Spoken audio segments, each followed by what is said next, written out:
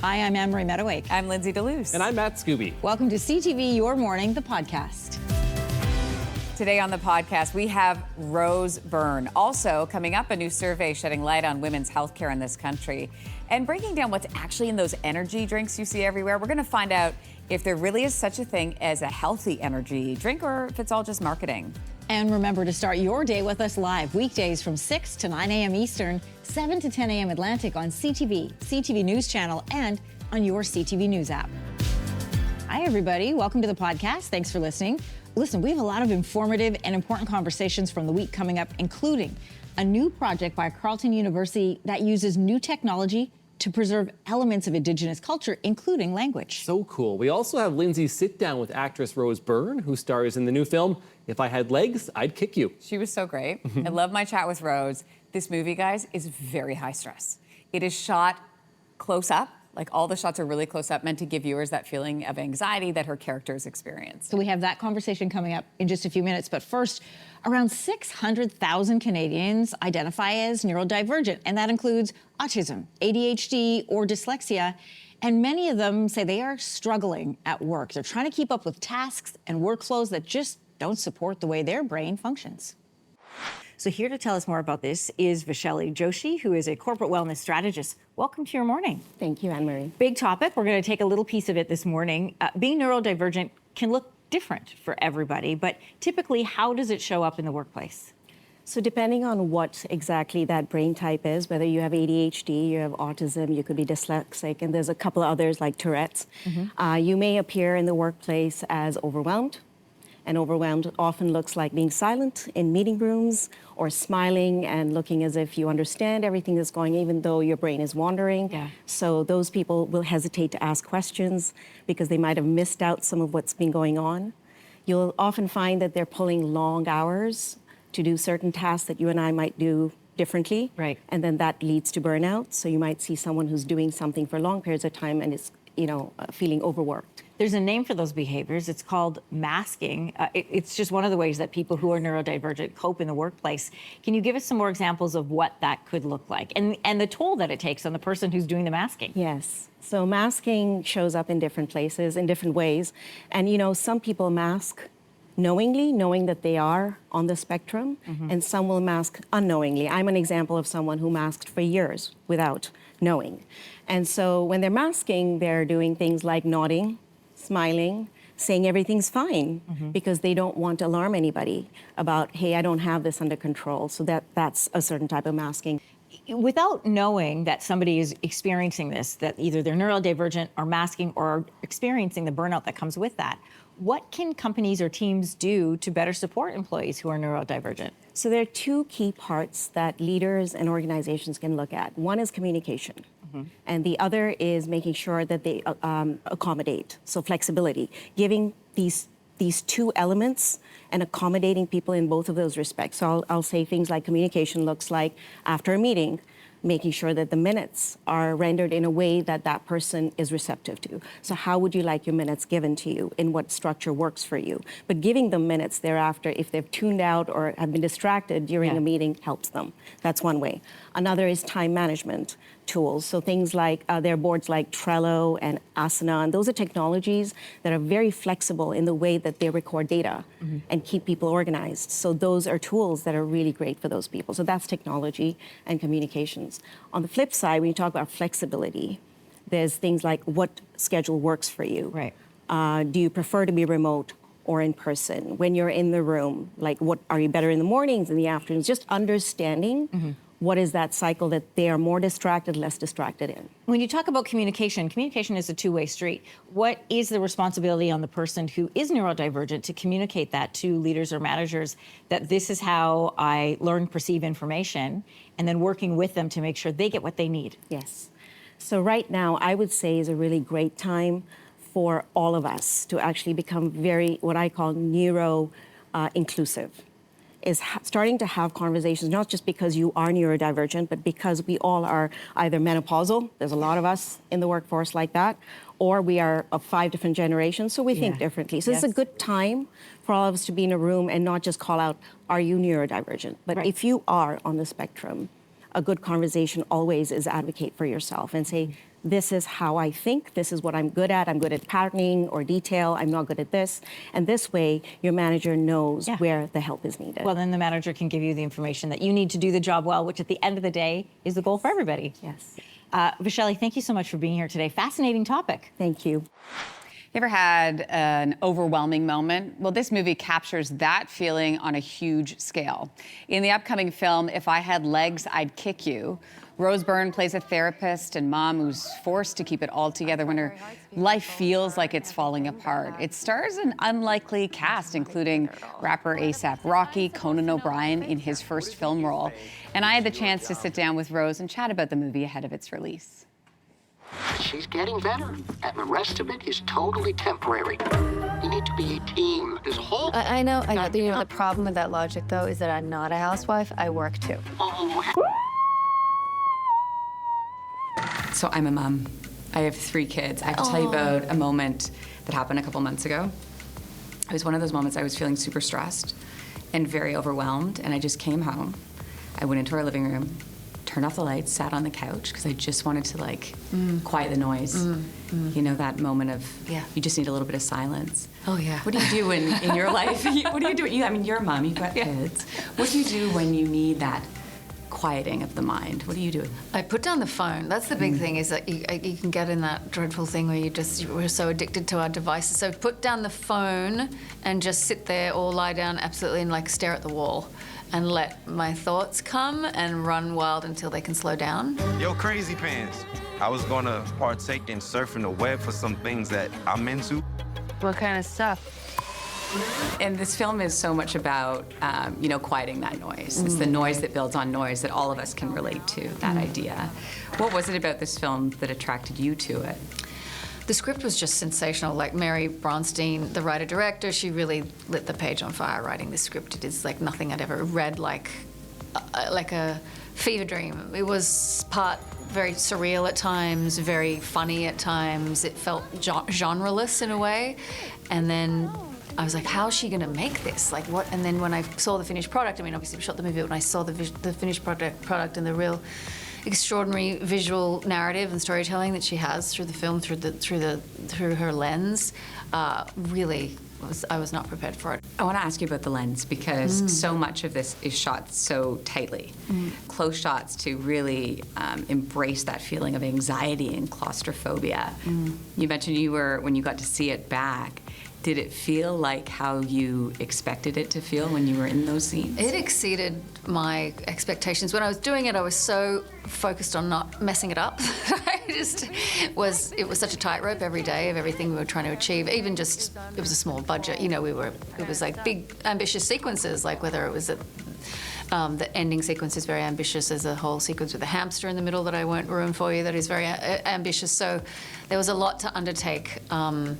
That I was so focused on my responsibility that the visual aspect of it, to me, was really a gift when I saw it. I don't like how it feels when I saw it. Just stay there, okay? Just hold on. How deep is it? Are we gonna die? Is the house gonna fall on top of us? And one of the most interesting choices is to just hear the voice of your character's daughter throughout the film, invisible to the audience until the very end. What was that like to act across from? I mean, what was that like for you as an actor? Well, for me, she was there. So she was my scene partner, Delaney Quinn, this wonderful young actress who plays her daughter, and she was there every day. My performance was completely informed by her. That was everything, you know, acting is reacting. So it was just, for me, she was so important. I mean, we had a real audition process for that role. It was very, you know, thorough and really important to find the right chemistry. So Delaney was really brilliant. I might have another patient coming, so... Wait, now? What about the 10-minute warning? Yeah, I just wasn't paying attention. You didn't respond to the email that I sent you about my dream. I don't respond to my clients' dream emails. Speaking of lovely energy and lightness, Conan O'Brien is in this film, who plays your character's therapist. I understand it was his first acting role in a film. Is that right? I believe so. What's it like to act with a first-time film actor? He was such a pro, and the truth is that he's that performance on his shows is also a performance. Like, there's elements of him in there I can see, but just even knowing him a little bit, it's like that's a character he's playing. And this is a different character. Obviously, it's a little bit of a bait and switch for the audience, because you're like, wait, it's this national treasure, the beloved Conan. And then he's really just thrust into a completely different perspective and spotlight in this movie. And our scenes were very hard. They were dramatic and very, emotional, and you're in therapy, so... Thank you, Rose. Thank you. Great to meet you. Nice to meet you. Congrats on the film. Take care. Thank you. Everything is under control.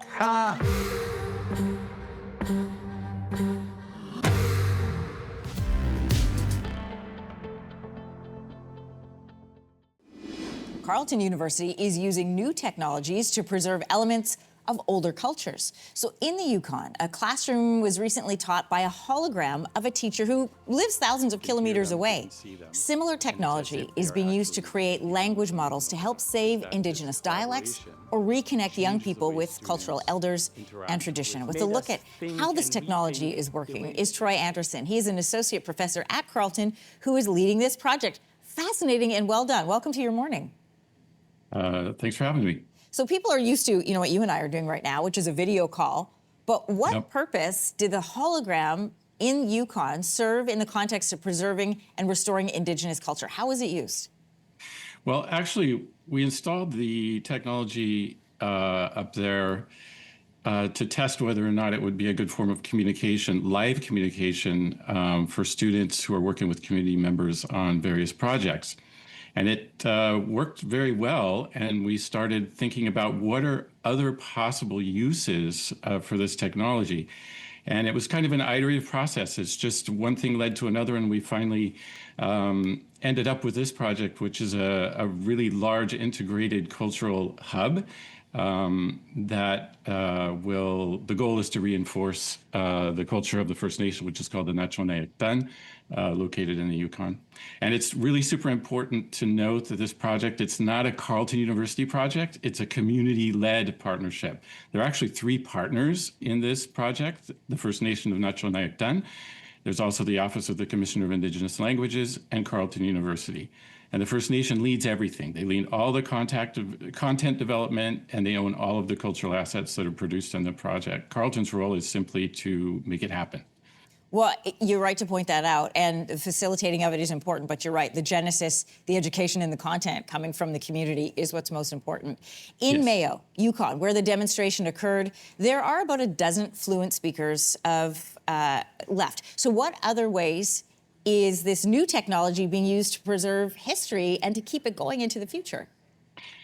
Well, so language is at the center of it. As you noted, there are very few people left that speak it conversationally. And the idea behind this project is to create a stronger connection to language, which really underlies almost every aspect of culture. And when you lose a language, you lose so much. And so what we've done is we've made language the center of this system. And it's a language learning system where the user creates their own avatar, which will guide them through the learning process. But surrounding that language core, there are other cultural dimensions that we are focusing on. So one would be oral history. So elders will, on demand, appear telling their own stories or community history as holograms. But it's also important to note that this is a cross-platform system. Any community member will be able to access all of these cultural assets on their phone, on their tablet, on their laptop, on their VR headset, or on the holographic unit. And so we have that oral history. We also have craft pedagogy, demonstrations, step-by-step instructions on how to do artisanal and creative projects that are culturally important. We're doing 3D scanning of important cultural objects, which may not even be located in the community anymore. They may be in a museum somewhere, and we're 3D scanning those. And because they're a 3D scan, it means people can it becomes a library, and they can manipulate that object on the screen and make it larger or smaller, turn it over, examine it, and even potentially 3D print it. So, Troy, it's not just the preservation, not just the teaching, but it's also the preservation that is so fascinating about this, because it's locked, it's now saved. So as you lose those elders and you lose those leaders, it it remains for people to access. Tell me about this success you've had with this project and what that means for people like yourself and for the leaders who've put this together. Well, we started out just kind of experimenting to see how community members, elders would react to recording these kinds of things. And the response, while at first it was a little bit, what is this? It very rapidly became something that everybody just dove into. And there was a lot of enthusiasm in the community. We have been recording elders speaking in both English and Northern Shoshone for about 9 months now. And we've been doing 3D scanning and 360 photography and drone photography to integrate into the virtual learning spaces so that they become something familiar and culturally relevant to the learner. And it's become a very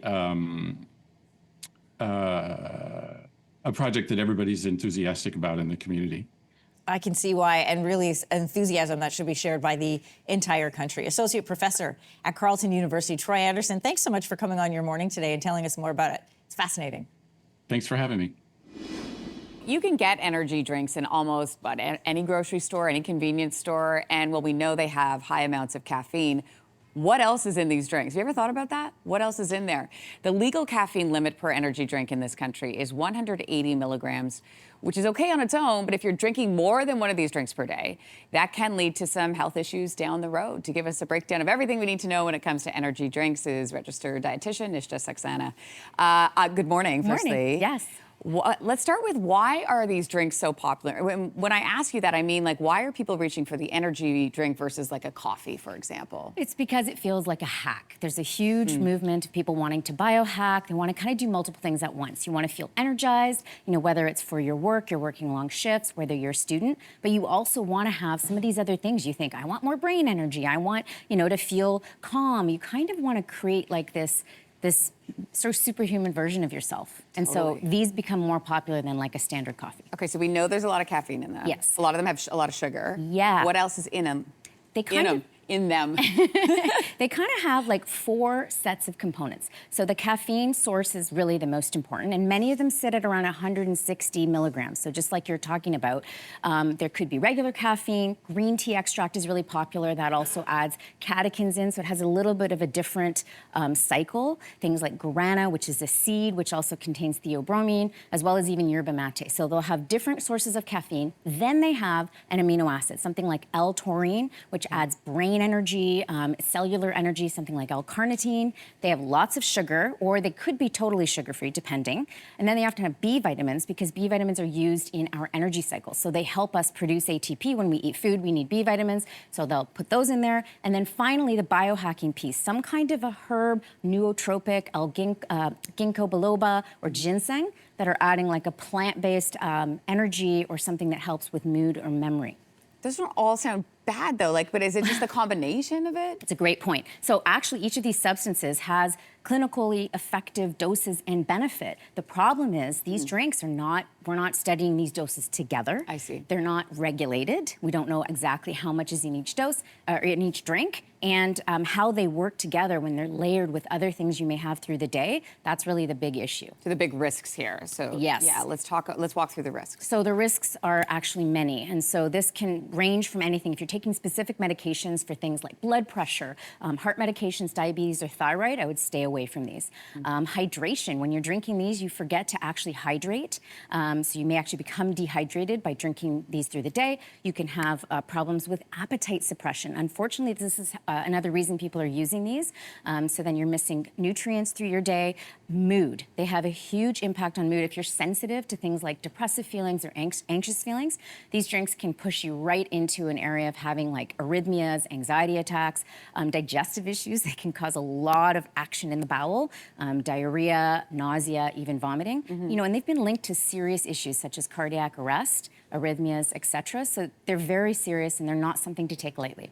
Are there benefits to these drinks? Well, I think the benefits are for very specific individuals. So the first thing I want to say is over 21. Nobody under 21 should be consuming these drinks. And in many countries around the world, including England, they're trying to actually ban these drinks for young children because the dangers are so high. I suppose if you were a shift worker working long shifts, if you know how to time that for yourself, some of our frontline workers may be using these to get through really difficult shifts. Older university students, et cetera, I think we know they're using them for long study sessions, exam times. You just have to really know, and athletes, gym goers, some of them are using them as performance-enhancing. Caffeine is a very well-known performance-enhancing drug that works really well depending on the type of workout you're doing and exercise you're doing. So for those people, they have some benefit, but for most people, they're really unnecessary. And one of the things that happens is people have their morning tea or coffee, right? Plus they're also having an energy drink. And then you're stacking caffeine with all of these other additives, and then you could put yourself into a really bad situation. Well, thank you for the breakdown. Yes. Yes. Appreciate it. Registered dietitian Nishtha Saxena. Great to have you on as always. Great to be here.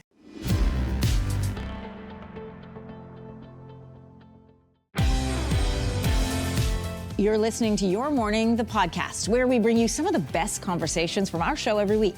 You can join us live on CTV every weekday from 6 to 9 a.m. Eastern, 7 to 10 a.m. Atlantic on CTV CTV News Channel, and on your CTV News app. Doctors they can't access, health concerns that aren't listened to, and the growing toll that takes on the lives of women. Those are just some of the findings of one of the largest surveys conducted on women's health in Canada. Nearly 30,000 participants across the Maritimes provided their input, and the results paint a picture of a system that is largely neglecting half of Canada's population. Joining us with more this morning is Jennifer Gillivan. She is the president of the IWK Foundation. They carried out this survey. Good morning. Good morning. Let's go through some of these results. According to this survey, 66% of women reported not being okay, whereas 21% of women reported being in crisis. But the findings went deeper into how these issues affect the personal lives of women and the people they support. So sum it up for us. What did you discover? Well, interesting enough, we had answers to the questions, but we also had narratives. We had stories. We have over 13,000 stories. And I think what came through as a theme loud and clear was women feel dismissed. They don't feel like they're being taken seriously. And then on the data side, over 75% of them either delayed or didn't go at all for their own health care. They either delayed because they were putting everybody else in the family first, or because of negative experiences and because they're not being listened to, they just delayed or didn't go at all for their own health care, which is really sad. Well, nearly 30% of women reported that they couldn't access a family doctor. More than half reported, as you said, downplaying concerns. 75% said that they were delayed or avoided this care altogether. Why do women appear to have a different experience from men when they're navigating the healthcare system? What did you find? Well, first of all, the medical system's been set up for centuries as the male is the standard norm. It's not been set up for women. Women are considered atypical. And so even the research, there's less than 7% of research in this country is done on women's bodies. And so when they do access healthcare, it's not understood. So when you look at some of the areas that these women laid out for us, menopause, premenopause, postmenopause, that's like 30 years of our life. It's hormone testing, and that leads into stress, obesity, sleep disorders. They were listing these as their major concerns, and then they listed heart disease and cancer. And what we heard overwhelmingly from women is they can't go in and just talk about one thing. It's an interconnected system. And so what they're looking for is a medical system that's built for them. We haven't had a national health strategy for women since 1999 in Canada. Women were only included in clinical trials in the 1990s. And so my message, I guess, because this is a national show and I'm very grateful that you're showcasing our survey, but my message nationally would be, Canada, it's time. If we're going to build Canada, let's build it for the other half as well. Let's make sure we're healthy. And women, what really stood out to me was we did 3 different provinces. We did rural and urban, and all of them answered similarly. And that tells me this is women. This is a women's story. And my bet would be if we did this survey anywhere else in Canada, take out the geographic nuances, you would get similar answers. Well, Jennifer, this is my question, is for most women who are watching this, people who are here or wherever they are at home, this is not surprising. We have these conversations all the time amongst women. So it's great that you've put some statistical data to it. What's going to happen with these findings? Studies have been done before. There's been anecdotal evidence for decades. How do we bring about the change that is outlined in your survey? If I were to go upstairs or just cross the street right now and talk to women I didn't know, they'd have the same stories. Absolutely. I think what's unique about this, studies are done on women, the few that are done, there's not enough. But what's unique about this is we started with, what are women saying? Women are rarely asked. If you look at anything in life, we're rarely asked. So now we know, at least in our region, and I guarantee you we're working with organizations across the country. What has to happen now is people have to listen, and people like yourselves and shows like this are really important, because you're opening up the door for people now to go and look at this kind of survey, to have those deeper conversations. But it's not going to be one government, it's not going to be one organization that fixes this. It's going to take us all, because it's a systemic change. We're launching a movement called WHEN, Women's Health Equity Now. And we're saying, if not now, when? If not us, who? And the us is all of us.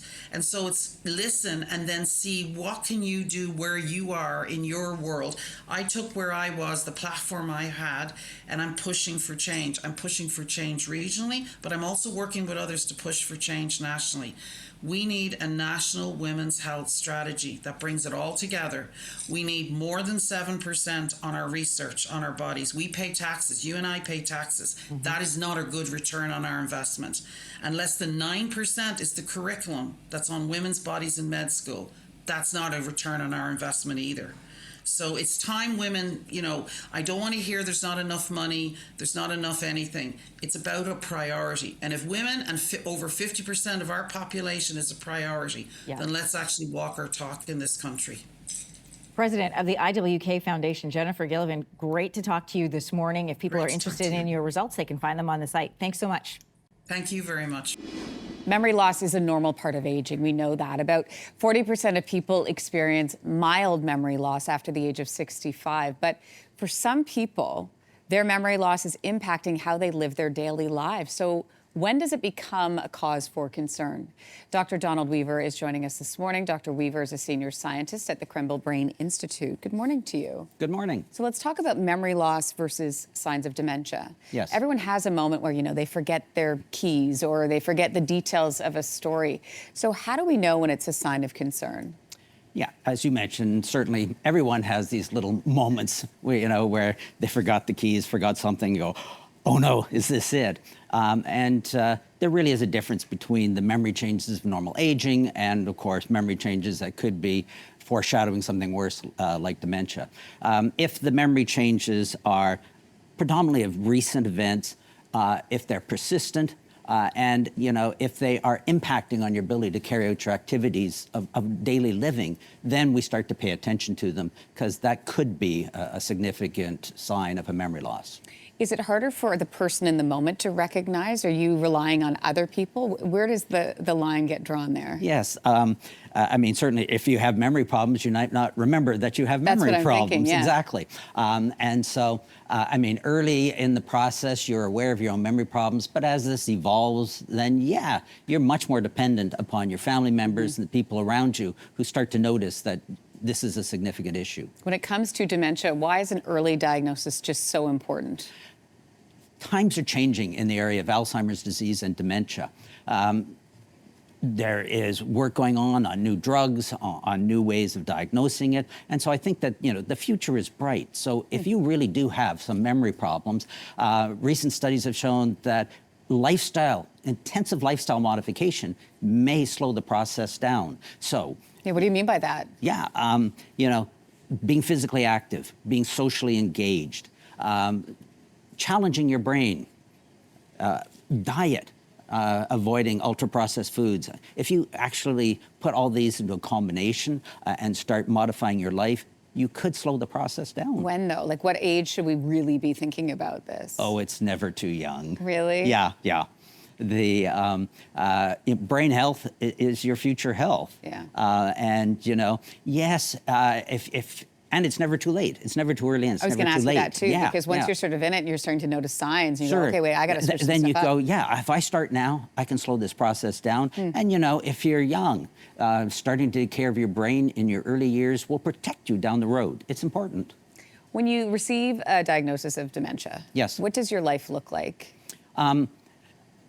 Hopefully, not that much changes. Actually, I mean, I know you're looking at me with a little bit of skepticism. Well, there. it's a scary diagnosis, right? It's a very Like, for scary anybody. diagnosis, I know. Dementia is a slow process. It evolves over the course of years. And so when you get the diagnosis, you got to think, what can I do to slow this down? What can I do to change it so that I can keep my life as normal as possible? So those various factors that I mentioned, they're important. And yes, there's going to be some changes like driving. You won't be able to drive and other issues. But, with family support and with other supports, you can have a pretty good life continuing. I want to ask you about that element of it too, the emotional side of this, Yes. the mental health side of Yes. this. What can we do to best support a family member or ourselves? Dementia is not a disease of the individual, it's a disease of the family. And you really do have to think of all the people involved. It's not just the person, but their family. They need support. And if they have support, they work together and they can work as a unit and get through this. Dr. Donald Weaver, an important conversation. Thank you for joining us in studio today. Appreciate it. Thank you very much.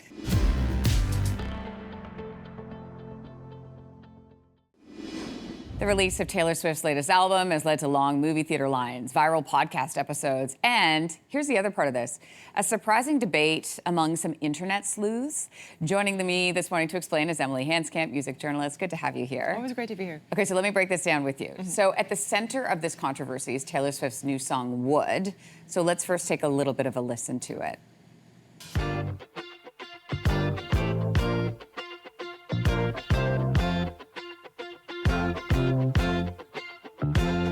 Okay, I had never heard the song. I even can tell right away.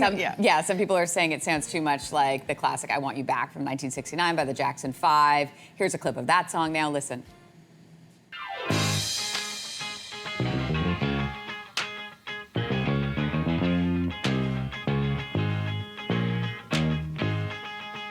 Okay, so some people, Emilie, are saying this is sampling.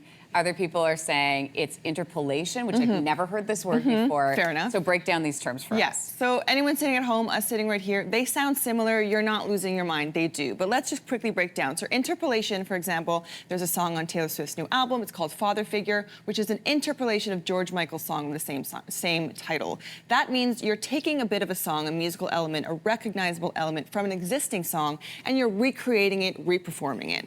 Now that is different from sampling. Sampling is you're not recreating it or reperforming it, you're directly taking like a song or a beat or a part of a song as is, and you're copy pasting it basically into a song.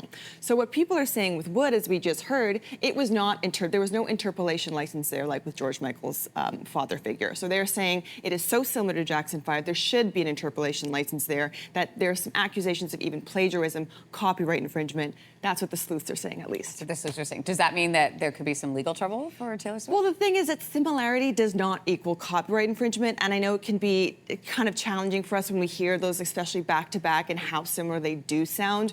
But there's a few things to take into consideration, specifically with pop. First of all, we've got 12 notes in a scale, and if you think about pop specifically, usually the songs are operating within a limited structure in terms of the structure of the song. Usually it's maybe 3 to 4 chord progressions. There's not a lot of variety there. So there's going to inevitably be overlap.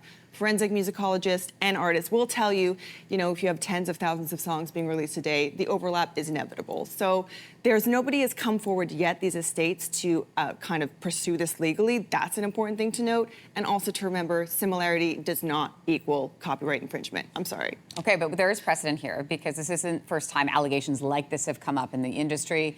Remember back in 2015, a federal jury in California ordered artists Robin Thicke and Pharrell Williams to pay millions in damages. Do you remember this? After it found that their song Blurred Lines sounded too much like Marvin Gaye's 1977 song, Gotta Give It Up. So let's listen to both of those back to back.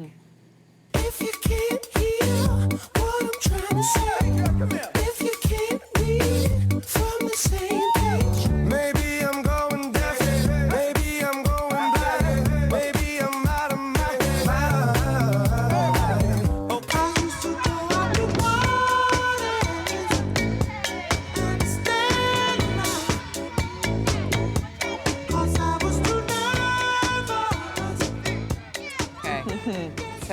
that happen. Ed Sheeran has also been on the receiving end of comparisons in the past. So what kind of legal precedent does exist? So I even saw a reaction there.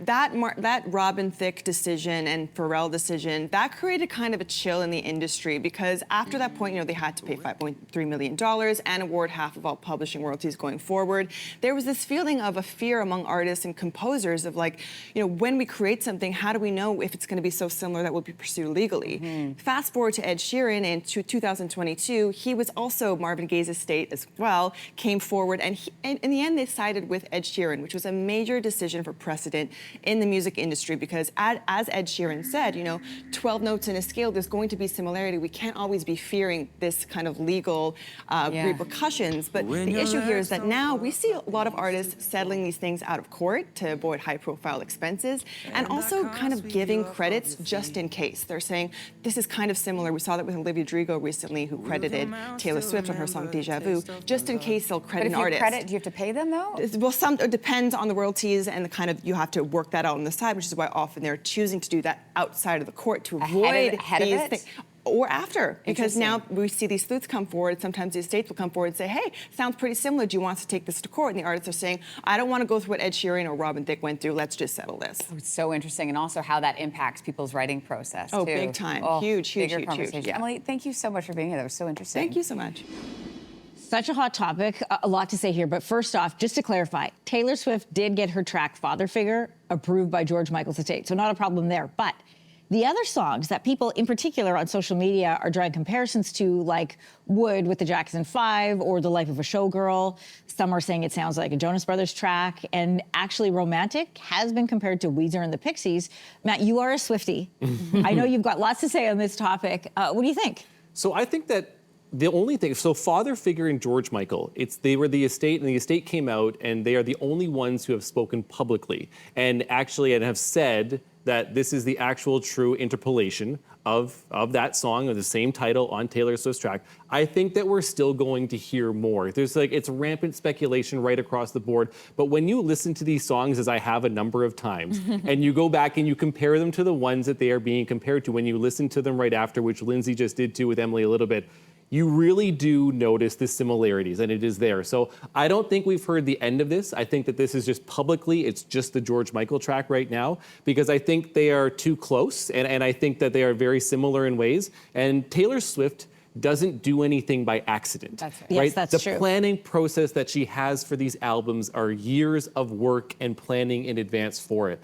And so, and she leaves Easter eggs behind at different points, and nothing is ever revealed all at once when you followed her for years. And so I think that we're going to hear more about this, but it's fascinating, and I think it's meant to be a conversation starter, which it really is, because it's not just everyone online. Here we are talking about it too, and everyone in the music world is talking about it. Not by accident, exactly. Yeah, I heard her say something recently, which I loved, and she was talking about people who were critical of the album or making the comparison. She's like, listen, 2 weeks after my release, good or bad, if you're talking about my album, you're talking about my album. And I love that. Yeah, and it's like, it's art. Like, she's calling it art. And not everyone's gonna have, even for, I'm of the opinion, I like this album a lot. This is a true pop album for me, for her, which, 1989 is my favorite Taylor Swift album and has been. Wasn't as huge a fan of folklore and getting into the folksy during the pandemic, and that's fine, but, I listened to songs lots of times on those albums and I still didn't really understand what she was getting into. So I like and I love the true pop, but that's not, even for Swifties and otherwise, not everyone's gonna appreciate it the same.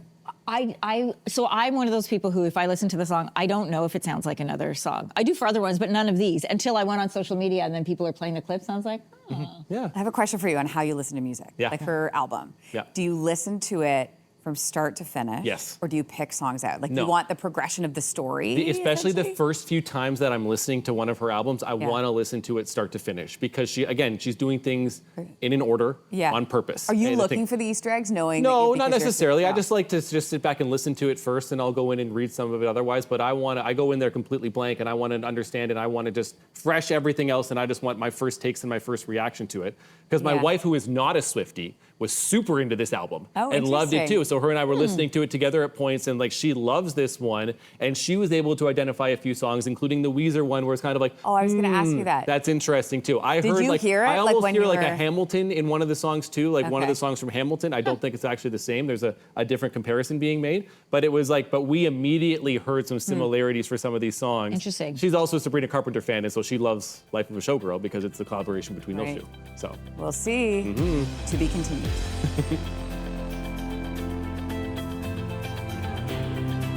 We're so glad that you joined us today. if you want more of these great conversations, don't forget to download or hit subscribe to CTV Your Morning, the podcast on the iHeartRadio app or wherever you get your podcasts. And of course, we'd love for you to watch us live weekday mornings on CTV, CTV News Channel, or the CTV News app. Start your morning with us.